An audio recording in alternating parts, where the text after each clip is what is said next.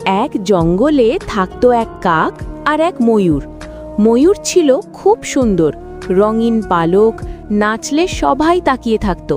আর কাক কালো সাদামাটা। একদিন ময়ূর কাককে দেখে হেসে বলল, দেখো আমাকে, কত সুন্দর আমি, আর তুমি একদম কালো, দেখতে ভালো না। কাক শান্তভাবে বলল, সুন্দর হওয়া ভালো, কিন্তু অহংকার ভালো না। ময়ূর হেসে উড়ে গেল। কিছুদিন পর জঙ্গলে একটা চালাক শিয়াল আসে এবং শিয়ালটি সুন্দর ময়ূরটাকে দেখে পছন্দ হয় এবং ঘাড়ে কামড় দিয়ে নিয়ে চলে যায়। পাশেই দাঁড়িয়ে কাকটি এসব দেখছিল এবং ময়ূরীর এমন অবস্থা দেখে কাক বলল, কোনো কিছু নিয়ে এত অহংকার করতে নেই। শিক্ষা: অহংকার পতনের মূল। তো বন্ধুরা, আর দেরি কিসের? তাড়াতাড়ি ভিডিওতে লাইক দিয়ে চ্যানেলটি সাবস্ক্রাইব করে দাও।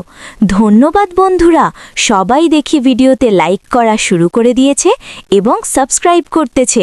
ধন্যবাদ বন্ধুরা।